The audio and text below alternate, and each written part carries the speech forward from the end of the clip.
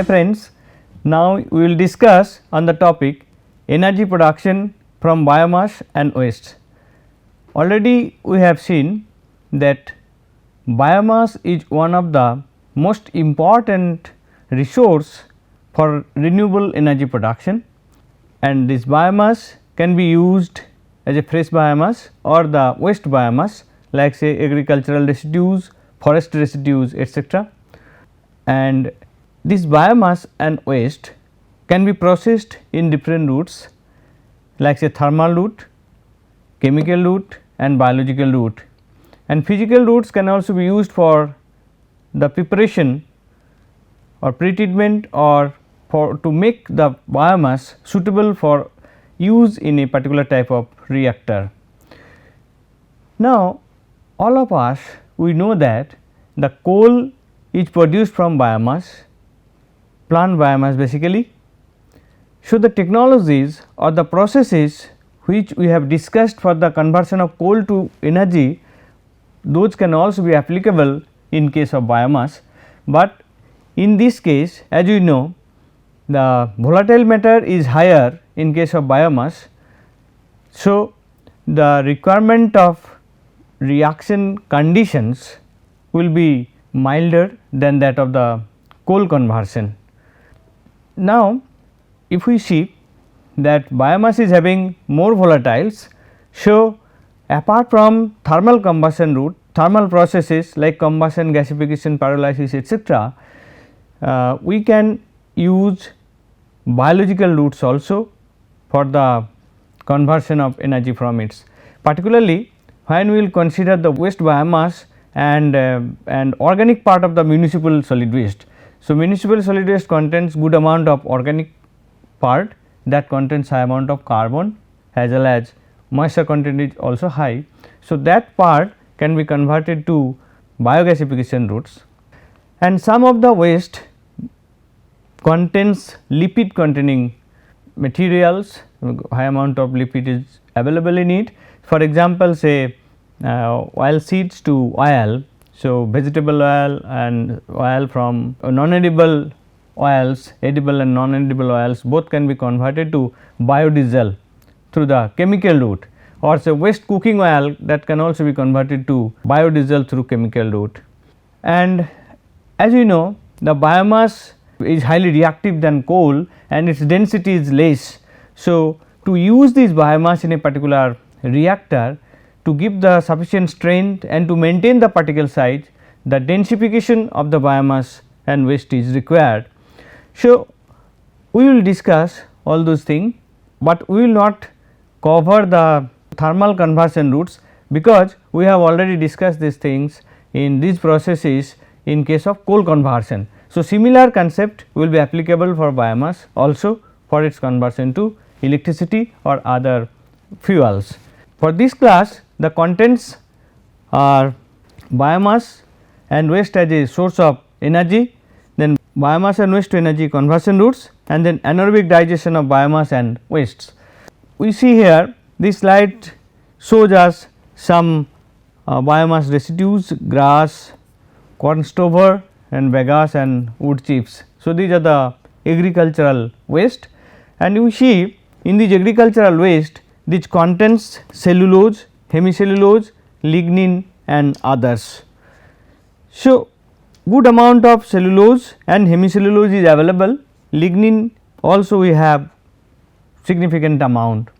So, this is the structure of a lignocellulosic biomass. So, we have lignin outer part, then we had cellulose mostly structured, and then hemicellulose not that structure one. So, these three components are available in biomass and the biomass residues or waste biomass. So, these can be a source of energy, and if we see the municipal solid waste. So, different part of the municipal solid waste or components of the MSW are provided here.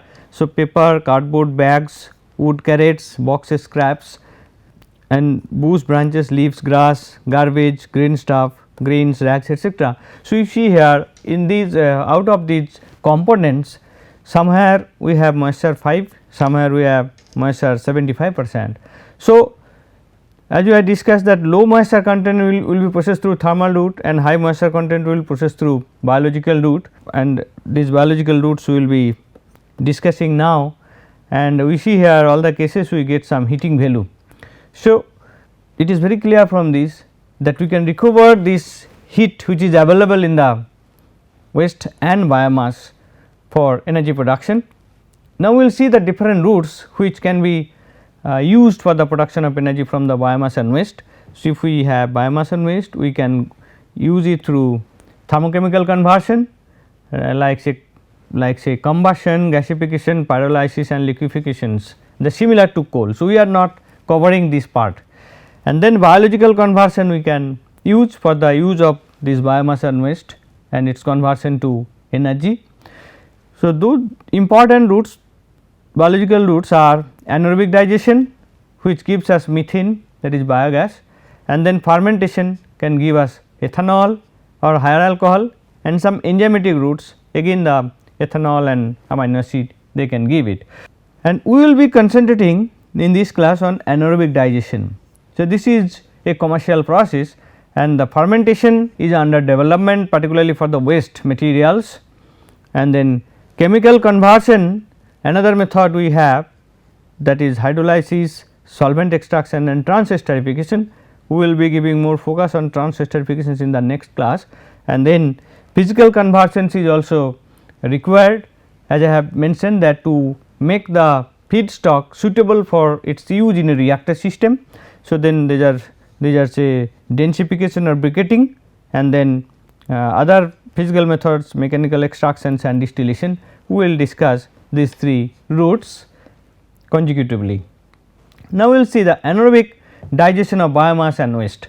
So, all type of waste and biomass may not be suitably converted through anaerobic processes, but certain waste and biomass can be processed easily and most economically also you can say can be converted. So, some examples of those food feedstocks here are energy crops, animal waste, industrial waste, MSW some part of it, and then restaurant and food industry waste and sludge from wastewater treatment plant. So, all those things are the feedstocks for the anaerobic digestion process, and this anaerobic digestion process is a complex process, a series of biological processes in which microorganisms break down biodegradable material in the absence of oxygen. So, anaerobic condition is required for this process, and then it gives us biogas, it can give us hydrogen, it can give us biofertilizer, compost, and we can also get some water from the slurry after proper treatment. Now, we will see the mechanism or different types of phenomena which takes place during the production of biogas or methane in the anaerobic digester. So, we have complex organic compounds, carbohydrate, fats and proteins available in our feedstocks. Then the first step is the hydrolysis. So, after hydrolysis we will get simple organic compounds, that is sugar, amino acids and peptides. So, those are the our preliminary feedstocks for biological reactions. So far we have hydrolysis, and then it will be having some fermentation also, and then these sugars can be converted to short chain fatty acids through the acidogenesis route, and some microbes are available to convert it to hydrogen, some microbes also convert it to acetic acid, and this acidogenesis microorganism. So, this simple sugar will be converted to short chain fatty acids, then short chain fatty acids will be converted to acetic acid through acidogenesis. So, this is acidogenesis, that is simple organic compounds through short chain fatty acids, and this is acetogenesis, that is short chain fatty acids to acetic acid or acetate. So, this can be either this way, or some microbes also produce hydrogen, then that hydrogen and CO2 that also be converted to this. So, both type of a complex biological reactions are going on in the AD or anaerobic digester. Then the acetic acid which is formed, that is further converted to methane through methanogenesis. Some microbes are responsible for this conversion, and this H2 and CO2 which is available in the media, those can also be converted to CH4 and CO2 can also be produced, and this is called methane producing bacteria. So, this is the overall reactions reaction scheme which takes place in a anaerobic digester. Now, we will see the relative contribution of different type of processes. So, if we have organic compounds here, then short chain fatty acids we can get around 76% of that, and then short chain fatty acid directly acetic acid we can get 20%, directly hydrogen we can get 4%, and the major process is your through this short chain fatty acid production. The first step, major step, is the conversion of organic compounds to short chain fatty acids through hydrolysis and then acidogenesis.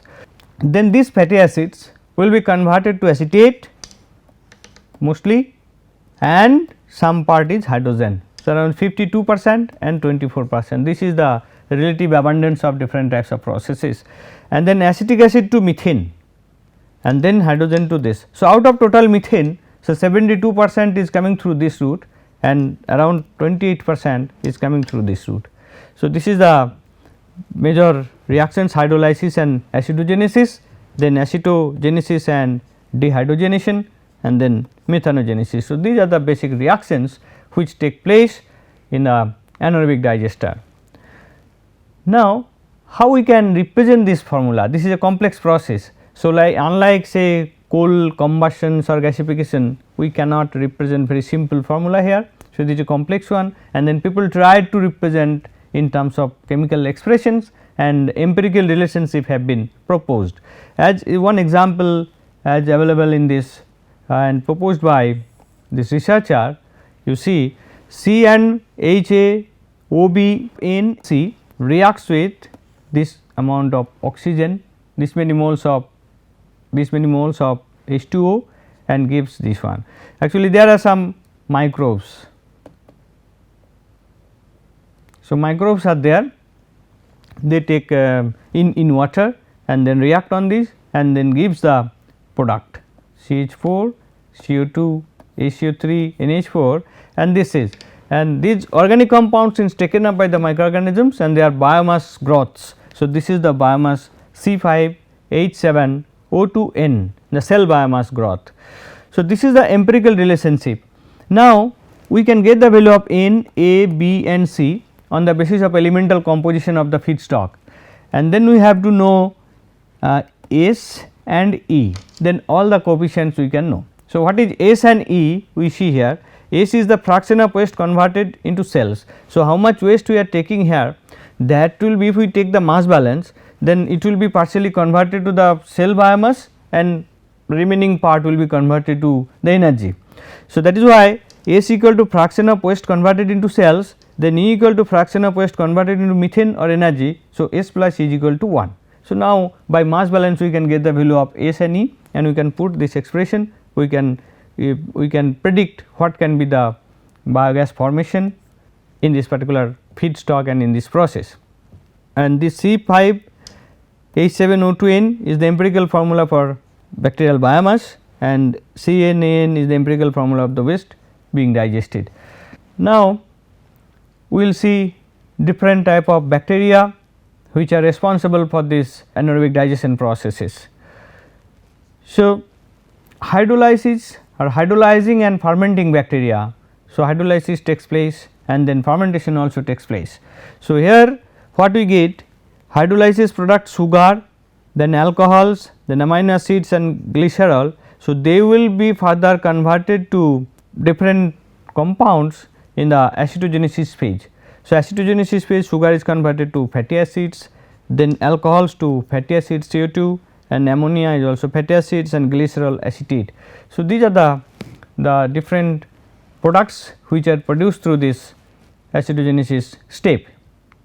Some example of these bacteria are also given here, that is bacteroids and Bifidobacterium, Butyriovibrio, Eubacterium and Lactobacillus. Those act as acetogenic bacteria. E. coli is also also helps in this process. Now, we will see the acetogenic bacteria. So, acetogenic bacteria, that is Clostridia and Acetivibrio are some example of acetogenic bacteria. So, these bacteria converts to acetic acid, this is the fatty acids to acetic acid conversion. So, acetogenic bacteria, and then these are the presentation of propionate to acetate, propanol to acetate, butyrate to acetate, and then homoacetogens are also available. Those convert H2 plus CO2 to acetic acid. Just we have, if you see the this one, this conversions homoacetogens, and hydrogen producing acetogens are also these reactions. Now, methanogenic bacteria, so some bacteria are there which helps the methane formation reactions, and these are basically two types. One is acetoclastic methanogens. So, acetoclastic methanogens means acetic acid will be converted to methane by these microorganisms, and another is your hydrogenotropic methanogens. Hydrogenotropic methanogens means hydrogen plus carbon dioxide will be converted to methane plus to H2O. So, if we see out of these two routes, that means here this says to this route and this route, the contribution here is around 70% and here it is around 30%. So, now the formic acid and methanol if present in the media, then those can also be converted to methane as per the formula HCOH CH4 plus 3 CO2 plus twice H2O, and this is the for methanol to methane conversion. These methanogenic bacteria have been classified into different groups depending upon their 16S ribosomal RNA fingerprinting, and group 1, group 2 and group 3 are some examples are given here, and these bacteria are unicellular, these are gram variable, strict anaerobes and do not form endospores. So, these are the some basics of the microorganisms which have been used for the anaerobic digestion process. Now, we will see how we can perform the anaerobic digestion reactions, or how we can process the feedstocks, that is the waste and biomass to produce biogas. So, obviously, the reactor or microorganisms will react on certain types of molecules. So, initially what feedstocks we are having in terms of waste, that has to be converted to the initial compound which will be degraded by the microorganisms. So, some pretreatment is required, and also we have to get the size reduction etc. from the original feedstock. So, if we have organic feed, then water and chemicals, then there will be some shredding, blending and pH adjustment, which is the pre-requirement for the growth of bacteria and the conversions of the molecules from the higher molecular weight to the lower molecular weight and finally to methane. And then we need the pretreatment of feed. This is basically very useful when we will consider for lignocellulosic biomass, because lignin is not biodegradable. So, we have to separate the lignin part from the biomass, and then the non-lignin part will be used for further processing. So, this is pretreatment is required. Then after pretreatment, removing the undesirable materials in this and making the feedstock more suitable for biological conversion, it is going for anaerobic digestion. So, this in anaerobic digestion we maintain mesophilic or thermophilic condition. So, at this temperature around say 35-40 degree centigrade temperature, the biogas is formed, and then this biogas goes up from the digester, and this biogas can have some impurities. So, we need to remove the impurities, and we need mixed gas separation. Then water, acid gases and organosilicon mostly available. So, we need to purify this gas and we can get the methane, or that is called synthetic natural gas or biogas. Then the slurry part which we are getting here, so that will go for dewatering step, and dewatering step will give us some sludge and some liquid. So, liquid will be treated further for the production of water, and the sludge which we are getting, that sludge will be used for other purposes, maybe say composting or as a fertilizer, etc. And this part of this sludge recycling is required to maintain the microbial biomass in the anaerobic digester. So, this is the overall flow sheet of the anaerobic digestion process. Now, we will see the type of anaerobic digestion process. So, initially anaerobic digestion process was used with a substrate concentration of around 8 to 10%, and that is the wet state of anaerobic digestion. Now, gradually people developed some improved version of this, and that is called dry anaerobic digestion, and we see the difference between these two wet and dry anaerobic digestion processes in this table. So, we have some processing mode, and then we will compare those, that is total solids content, and then we see dry, as you have mentioned, that is 25 to 45% solid may be available, whereas this is 8 to 10%, and here it is mentioned that 2 to 15% for wet process. And so, once the moisture is more, water is more, so obviously the reactor volume will be higher in case of wet process, and dry process the volume will be less. And solid liquid separation, again dry will be simple, and this will be expensive because more liquid is available here. And energy balance, this is more improved for dry and less improved for the wet process, and economic performance more improved for dry than the wet process, and retention time also here shorter than the wet process, and type of feedstock accepted, that is greater flexibility we have for dry process, but wet process we have lesser flexibility. So, this is the development of the wet process in last few years, and we will see now the kinetics of the methane productions. So, we have seen that there are number of steps. So, as the overall kinetics of the biogas production, obviously any one step, which one will be the lowest step, that will control the overall kinetics.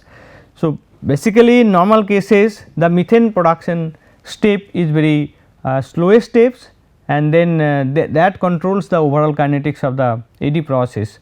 But depending upon the feedstocks, the other steps may also be responsible to govern the overall kinetics of this. Like say if lignin is very high, then obviously the biological conversions will be less, and the hydrolysis will also be slow, and that will be the rate limiting step. And in cellulose content is high, if the cellulose content is high in feedstock, then hydrolysis may be rate limiting step.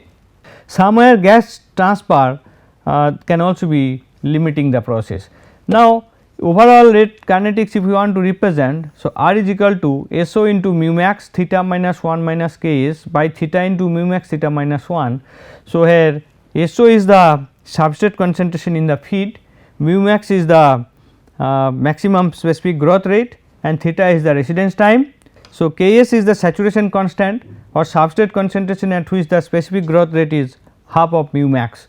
So, that way we can get the value of R, that is the substrate converted per liquid volume at hydraulic retention time of theta.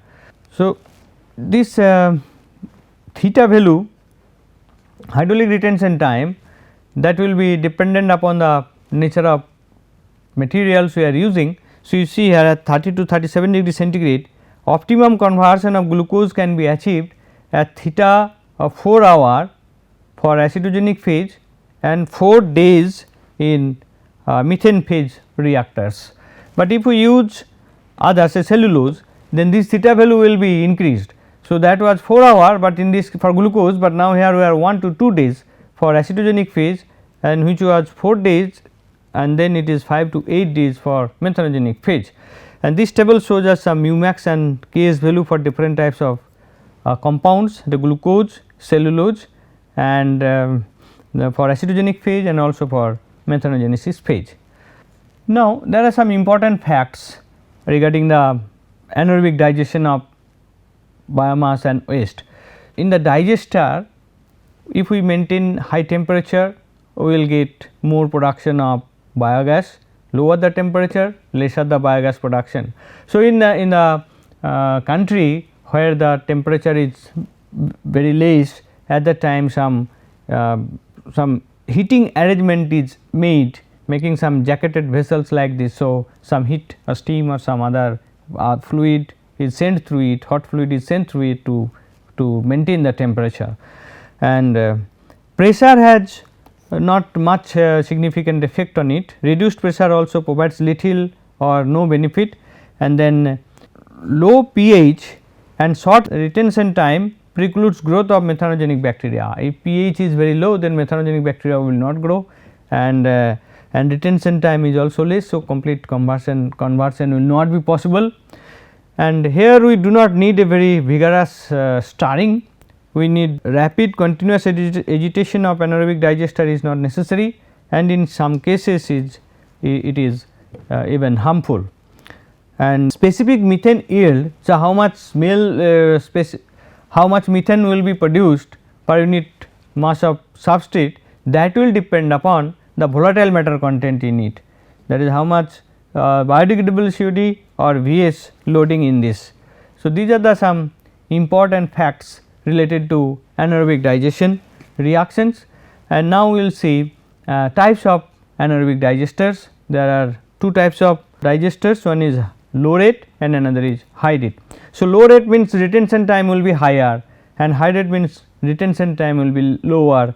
So, here for low rate retention time is 30 to 60 days, whereas for high rate it is retention time is less than 15 days. And so, feed rate will also be lower in case of low rate and higher in case of high rate. Here you see 0.5 to 1.5 kg volatile solid per meter cube per day, and then we are getting 1.6 to 6.8 kg and volatile solid per meter cube per day.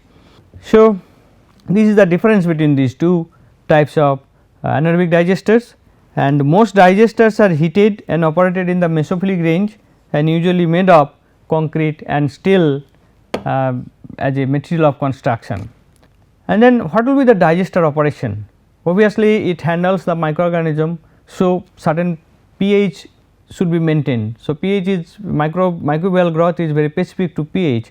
So, optimum pH is 7 to 7.0, and most digester operates in the temperature of 30 to 38 degree centigrade. And what we see the pH, how can we maintain the pH? We can add some alkali if needed, or we can by properly seeding fresh added sludge and not excessively withdrawing sludge. If we do not withdraw excess sludge and we do not add very high amount of fresh sludge, if we can maintain certain ratio, then the pH can be adjusted, because pH changes can take place during the reaction. And then heavy metals may inhibit digestion process and must be eliminated at the source. The pretreatment and heavy metal removal will be done at the earlier stage, and then the supernatant liquid which is generated here, that also contains some amount of organic, that can be biodegradable organics. So, those can be treated and clean water can be produced. Now, we will see the development in the anaerobic digestion processes and the anaerobic digester we will see. So, we have come to know that anaerobic digestion process takes through two important routes, one is acetogenic and another is your methanogenic routes. So, acetogenesis takes place at lower pH and methanogenesis takes place at higher pH. The pH range is given here, say 5.5 to 5.9 for acetogenesis, and then for methanogenesis 7.4 to 7.9, or we are maintaining here pH around 7. So, both microorganisms are not able to give us their maximum performance.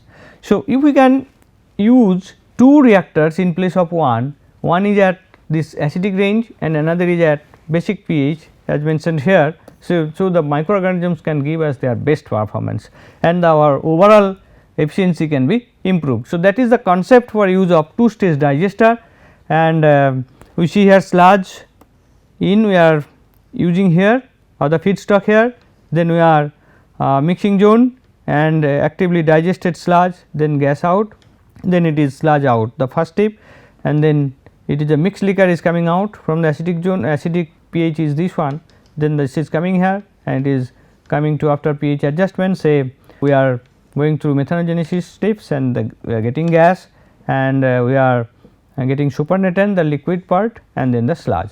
So, that way we can use 2-step AD process in place of one. So, we will get better performance of the process.